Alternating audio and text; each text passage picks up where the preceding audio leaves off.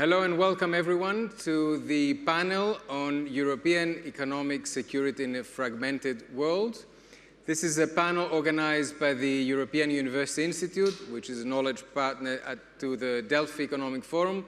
My name is Georgios Papakonstantinou. I'm a professor of international political economy at the EUI and director acting of its Florence School of Transnational Governance, and I'm joined with three excellent panelists. I will start from Maria Demertzis, senior fellow at Bruegel and an adjunct professor at the EUI. Nathalie Tocci, who is director of the Istituto Affari Internazionali in Rome and also adjunct professor at the School of Transnational Governance. And last but not least, Erik Jones, who is the director of our Robert Schuman Center for Advanced Studies, our interdisciplinary part of the Institute. Our topic for the next 35 minutes, we will tell you everything you wanted to know but were afraid to ask about European economic integration, European economic security in a fragmented world. So let me start by setting a little bit the context. And the context is a movement from what we had come to consider as multipolarity to a world of fragmentation. What is this movement driven by? It is driven by geopolitical rivalries and the clear delineation of geopolitical blocs.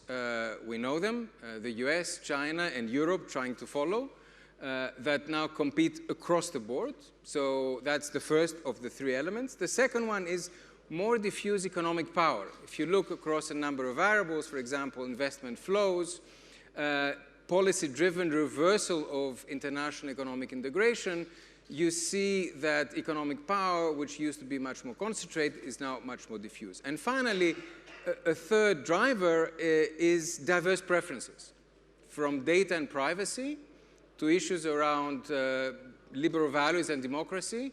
Preferences are much more diverse than they ever were, and this has an impact on fragmentation and perhaps even to the next level of fragmentation, which is outright fracture. Why are we going in that direction?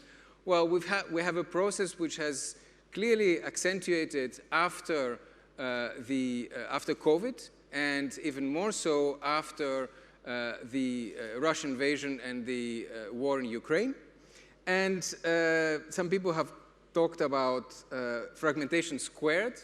And of course, in this context, the role of sanctions has also played a role, with possible spillover effects outside the policy areas that sanctions have actually covered. So spillovers maybe in climate, maybe in health policy.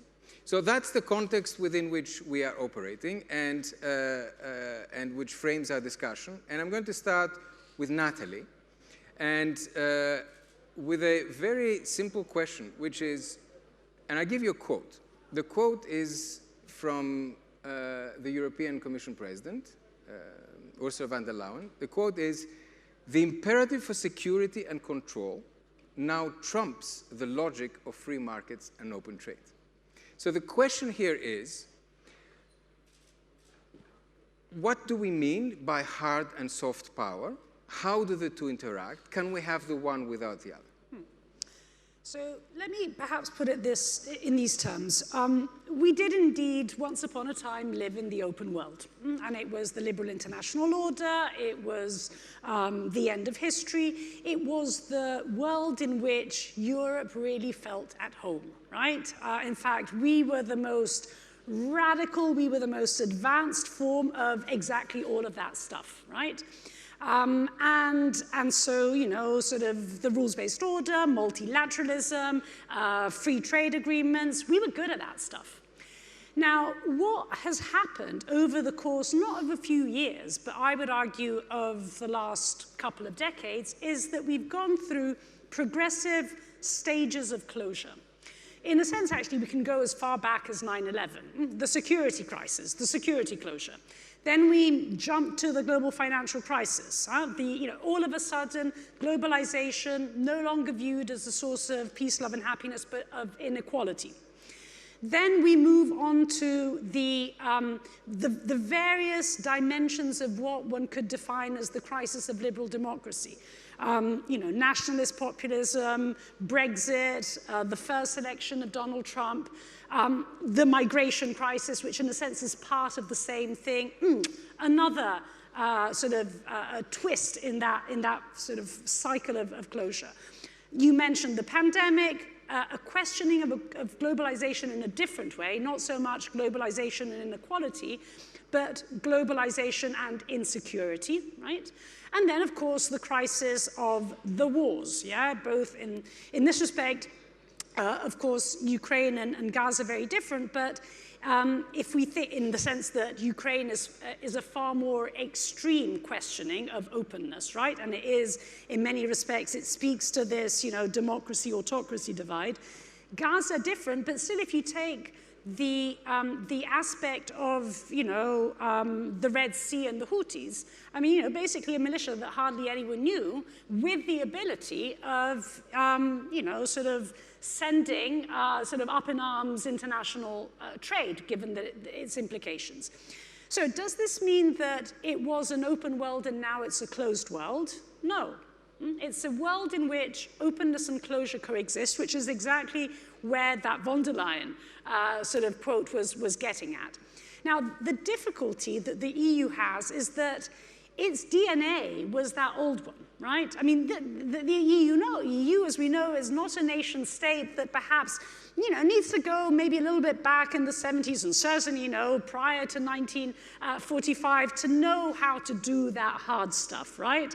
Didn't get us in a very good place, generally speaking, when we tried, but it's not as if we don't know how to do that as states. As EU, it's about inventing something that never existed.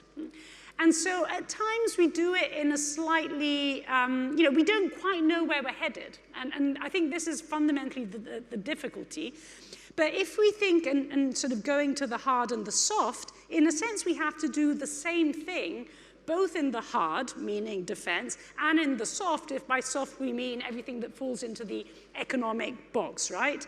We do it in different ways. In some respects, actually, we've already done it. If you take energy as a dimension, we've already done it. I mean, it's called energy security, and we've done it through a very sharp decoupling, to use that term, with Russia, but we did it. In the case of China, and perhaps you talk about it a little bit later, there's the whole aspect of we don't want to go quite as far as that sharp decoupling, but still we need to know that, we know that we need to find a different balance between openness and closure, between, in a sense, efficiency and security. In the case of defense, there is obviously, and Erik, I'm sure, is going to speak to this, the big issue of the United States. And here too, we obviously want to maintain openness, meaning the defense interdependence with the United States, if the United States wants to maintain it with us, right? But given that that may not be the case, in a sense, the whole debate of strategic autonomy that was put to bed for, sadly, I would say, for the last 4 years is now making a comeback precisely because that debate was never ignited by our desire. It was ignited by a world that is changing and that we have to adapt to. So whether you're looking at it from the economic, the energy, the defense angle, it's about the EU not rediscovering an old DNA, but literally changing it altogether to sort of come to grips with a world which is both open and closed at the same time. All right. Let me turn to Erik, who is the token non-European on the panel, as you will see from his accent, even though you are an adopted European. And the big question here is the transatlantic relationship and how that defines Europe's response. So Nathalie already mentioned it. We have seen for a long time the US turning from the underwriter of the multilateral order to its chief critic. We've seen it in trade, we've seen it in data, and now we're also seeing it in defense, which is something that we never thought we would see. The question is, looking at how the US is going, realizing that this is not a transient thing that came with Trump and went away, whatever happens in November, what's Europe's response to this? What's its best possible response strategically to where the US is going? So first, George, thank you so much, and thank all of you for letting me come up here, particularly with this accent, to talk to you about what's going on in Europe. The 4 points that I would make have to do with this issue that Nathalie made about the DNA of the European project, in particularly the DNA that was crafted in the completion of the internal market, about the implications that we failed to appreciate about that DNA. That will be the second point. And the implication can be summarized very succinctly by saying that rules are not value-free. They carry values, and we failed to recognize the significance of that.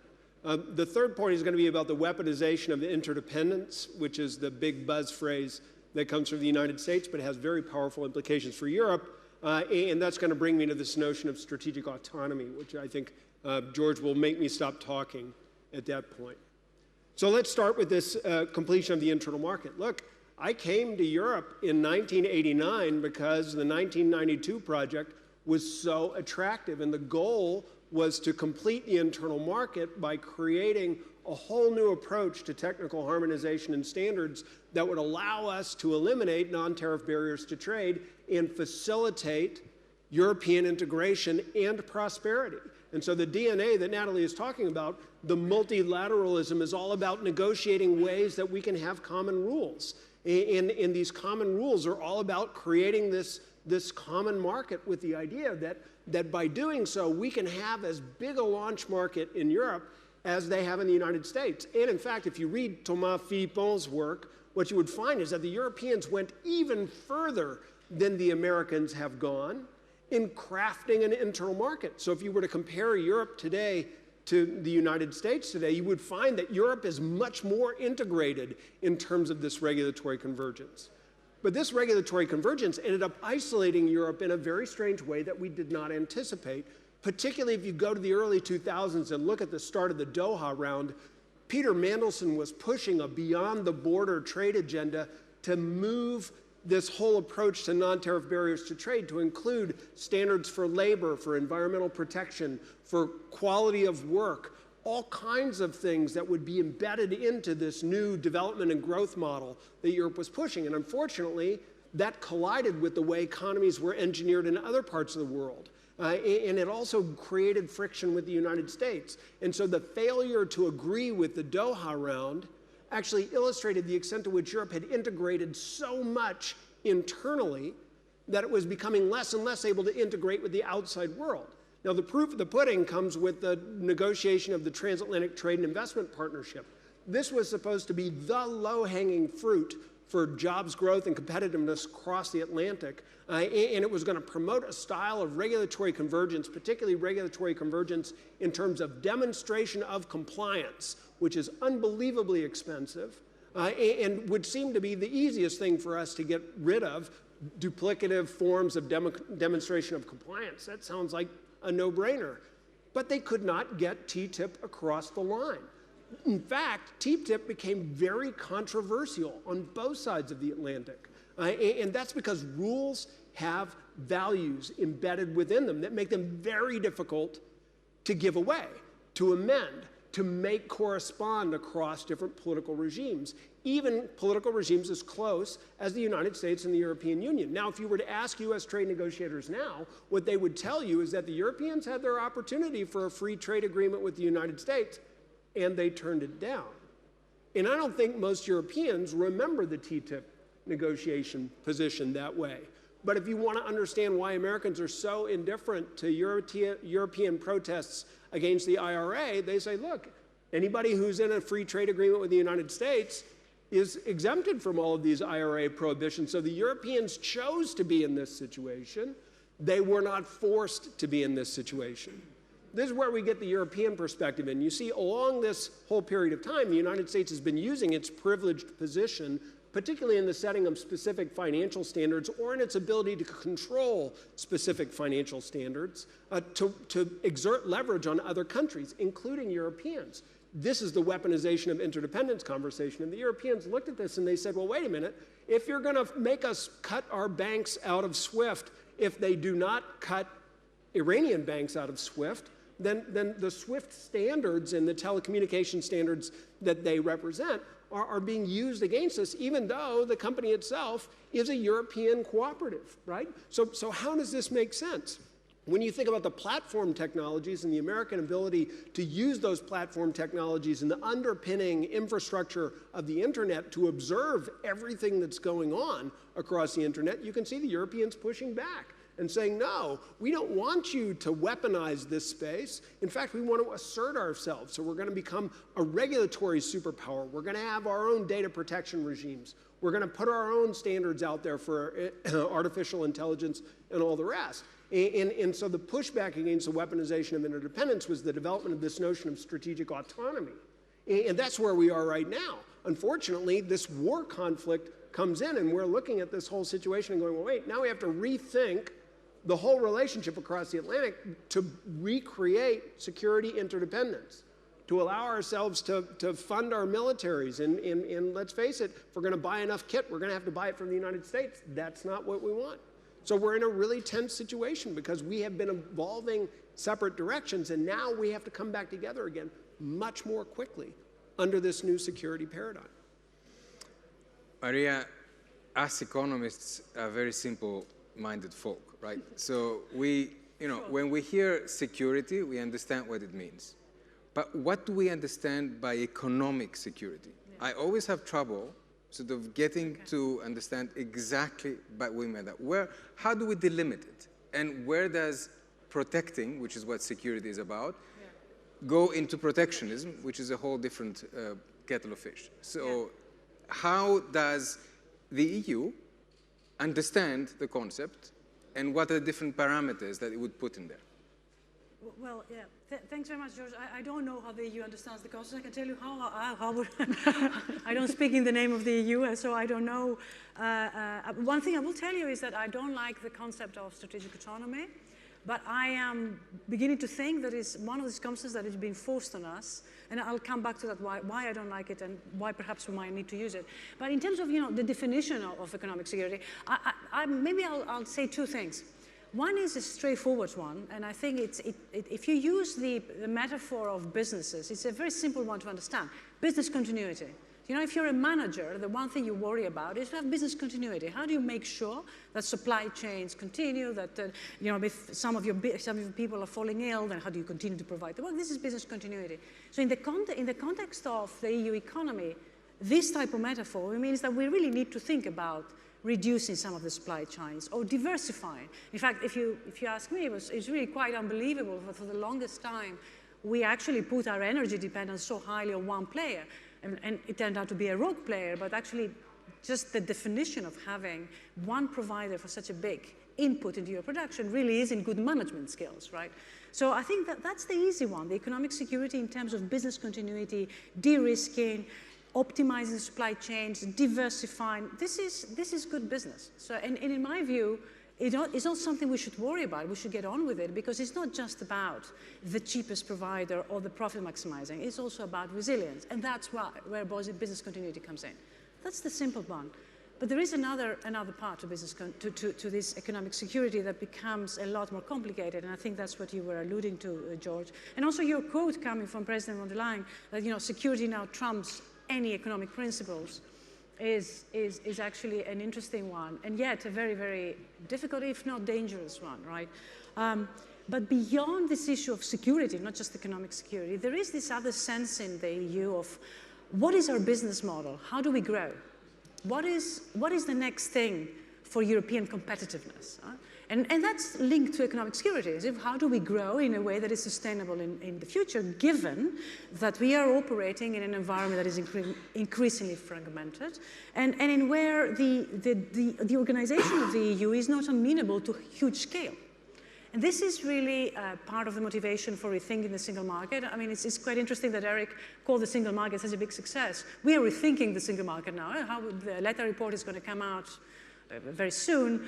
It really is about taking that extra step on the single market. I mean, and you remember, we have a lot of unions in the European Union, but not really in markets. We have them in regulation, even down to banking union. We have one single banking authority, but we don't have a banking market, a unified banking market, let alone the CMU that we were discussing in the previous session. So, you know, that scale that provides kind of the confidence of the next growth model isn't really the easiest thing to achieve in the EU. And this is where the discussion gets complicated. And, you know, one of the things that is very much on the agenda now is this issue of an industrial policy. How do we go about picking the winners in such a way that they're going to give us that scale and they're going to let us compete globally? In economics, industrial policy had always been almost a swear word. It might actually have to be reinvented. And how we do that is going to make or break, I think, in our economic competitiveness. But it is true that the direction of travel globally, the IRA, actually interesting that Erik talked about that, you know, the state-owned enterprises in China, all of these have elements of industrial policy in there with very specific targets. What's the European answer to this? And what does it mean if you were to play this game as a long game? The temptation to protect, the temptation to finance certain industries for the sake of financing them is enormous. But if you were to think about competitiveness in the long run, and if you were to play this in the long game, is this the right winner? For what is worth, my view on this is that for issues that have to do with energy and climate, I can see ourselves doing that. I can see it because it actually has social impact. It has got the transition to the clean energy, the transition to climate objectives. So supporting these transitions with all the means, including with picking winners, is perhaps justified. But anything else, we have to really be very, very careful not to destroy the fabric of our economies. Mm-hmm. Nathalie, I have two questions for you, which I would like you to answer in 2 minutes. The first one is, we've already sort of mentioned deleveraging and de-risking. So we discussed about the US. How do you assess the de-risking element that we are putting forward in our relationship with China, where we're trying to find a very, very narrow path, which does not exactly copy the US, but also is a more, let's say, realpolitik kind of approach. Connected to that, after Ukraine, we have seen, of course, China playing a particular geopolitical role there. So there is a question, and I link this to the weaponized interdependence aspect. Sanctions, we have basically weaponized the global financial system to be able to help the outcome of the war go in the way that we would like it to go. So the question to you is, especially given the role of China, do you see any potential spillover effects, negative spillover effects, to other areas of international cooperation? And I mentioned in the beginning climate, for example, health being two of them. 2 minutes. So on the de-risking, well, firstly, sort of exactly what do we mean by this? And I think we mean 3 sets of things, and we've kind of touched on most of them, I think. I mean, the first is you dilute. Yeah, so you dilute your dangerous dependencies. How do you go about diluting? Well, you can do it in a slightly softer way. So you screen investments and, you know, you kind of, or you may even limit what comes in, be it in terms of trade or investment, or you can do it in a slightly more assertive way. And so whether it is limiting trade or limiting investments outwards, obviously vis-a-vis China. So there's a dilution box of tricks. And to an extent, we've started doing the former set of things, and we're thinking about the latter, but we're not really there. And how far, especially, that would go.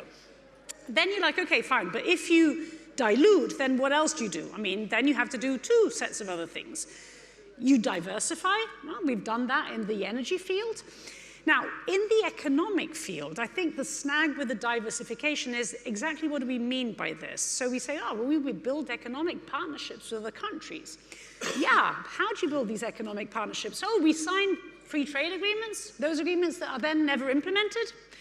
So, you know, what are these economic partnerships in this world that is no longer the open world of before? You know, what's the stuff that you put in it, right? If the instruments that you used to use to diversify and to build your economic relationships are no longer available. And then thirdly, and it comes to the points that Maria was making, you boost your domestic production. Yeah? And this is where you get in the debates about industrial policy, but, you know, what is the mix between industrial policy, by which we basically mean funding, and what is the mix with other measures, such as moving forward on the internal market, especially given that at the moment, given that there isn't an EU industrial policy worthy of the name, industrial policy is carried out at member state level. And so there is actually a contradiction between member state industrial policy, aka relaxation of state aid rules, and moving forward on the single market. And so how do you actually balance that? I don't think we've come to any of these answers, but it seems to me that one has to work basically on those three sets of issues. On the sanctions issue, well, I think there are many ways in which one could take this. I mean, especially looking at it through that triangle, the US, China. And I think actually a big part of the story has to do with us. How do we protect ourselves? You know, in the sense, sort of, Trump won, during Trump's first administration, I keep on talking about it in first. No, Trump's first and hopefully only. There was this big issue of, secondary sanctions and how do we protect ourselves against US secondary sanctions. We then forgot about that, yeah? And now we're in the business of thinking about how do we ensure that in the context of Ukraine, that be it our sanctions or US sanctions, are not being diluted through the role of third parties coming in. I think we, God forbid, but we could end up in a situation in which we have both of these problems at the same time. So we both have a problem of ensuring the effectiveness of our sanctions vis-à-vis Russia and the role of third countries in this, but also the risk of and the threat of having to protect ourselves from, sort of US secondary sanctions in the event of a second Trump administration against us, with the triangulation from China. So it's not just slapping tariffs on the EU in a bilateral way, but slapping, sanctions on the EU because of whatever Chinese components used in our products, right? So I think, there's a real risk that we have, I finished, two problems to deal with, no answers. All right. Erik, 2 minutes on critical raw materials. So I'm gonna fold the critical raw materials in, but I'm gonna talk more about what Nathalie just said, because the weaponization of interdependence is also the weaponization of intellectual property, and that's what she was talking about. So ASML is being prevented by the United States government from selling particular types of advanced lithography machines for the creation of the machines that actually make microchips, because the architecture for those microchips is IP that's developed in California. And the reason that this is important is because increasingly the Chinese are going to have to develop their own chip architecture. But if they're developing their own chip architecture, then at a certain point their chips and our chips are not going to be compatible. And if they're putting reverse sanctions on us in terms of restricting our access to certain critical raw materials, then we're probably going to have to substitute away from those raw materials, in which case we're going to have a material difference and a standards difference in the way that we do our manufacturing. Think of it as the completion of the internal market in reverse. And then the Europeans are going to have to choose which standards they're going to use, because we're not going to let Chinese standards come into the US market, and the Chinese reciprocally are not going to let US standards go into the Chinese market. This is the nightmare scenario where de-risking becomes decoupling. And it's a scenario that I think is all too easy to envision. The problem is it will be very difficult to see on the ground. It's slow until it's fast, just like bankruptcy is. And what we'll discover is that long after people stop telling you that there is no evidence in the trade flows for decoupling, suddenly decoupling will be a reality. And we have to worry about that. Okay, so you ignored my critical raw materials, but that's no, fine. but I did. I put it in the materials. Yeah, the materials in the That's thing. quite all right. He mentioned Maria, at the core of US economic security is the role of its currency. It's the dollar. Yeah. So what is the role of the euro in European economic security?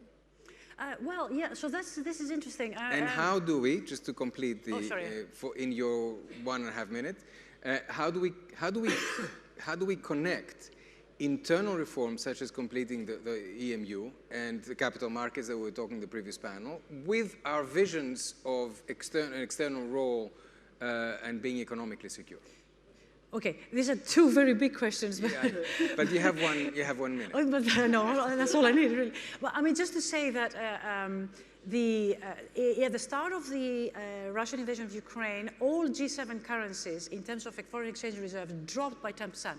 All of them. The relative ratios remained the same. That's why the US can say, but we're still at 50%, 59%. That's true, but all the currencies dropped. And 10% of foreign exchange reserve left what I would call Western currencies and went into gold. And it hasn't recovered. It's still at that level, right? So it is foreign non-Western central banks that are saying, I don't trust these currencies, I'm going somewhere else. And I think, so the issue of sanctions is absolutely crucial, George, when you brought it up. And the weaponization of interdependencies, the weaponization of finance, I think this is absolutely essential. And what you see is with the sanctions that we actually put at the beginning of the war, Russia lost access to dollars and lost access to euros, right? So if it wants to participate in international trade or any trade with any other country, it needs to find a different currency. It cannot do it in dollars and it cannot do it in euros. So that, in fact, even more so, the Europeans were still buying energy from Russia in the first year, since we didn't sanction any of the two, gas and oil, but we couldn't pay in contracts. The contracts were in euros, but we couldn't pay in euros because then Putin wouldn't have access to the euros. The reason for that is because they didn't have access to the settlement system, the euro area settlement system. And in fact, what's interesting about this, at the beginning of the war also, there was a great increase in the interest on what is called central bank digital currencies, which is an infrastructure for settlement. This is the way to see it. And at the beginning of the war, countries were saying, oh, if we are the next ones on the sanctions side, we are going to lose access to the dollars and the euros. We are going to lose access to the settlement system, and therefore we're going to lose access to trade. Yeah? So in terms of the vision for the euro, and if I may say one thing, the direction of travel is the other way. We are there, I think, in particularly the dollar, which has got the most to lose.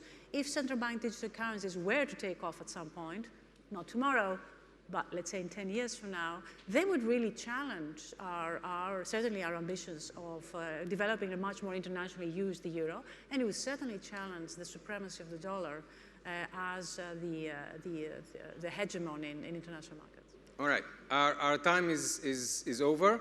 So but we're going to finish with one sentence from each of you. Oh. One priority to the next European Commission to reinforce European economic security. 10 seconds. Wow, 1 second. Defense. Defense. Erik. Defense. Climate. All right. Good. Defense, climate. Thank you all very much for listening to us.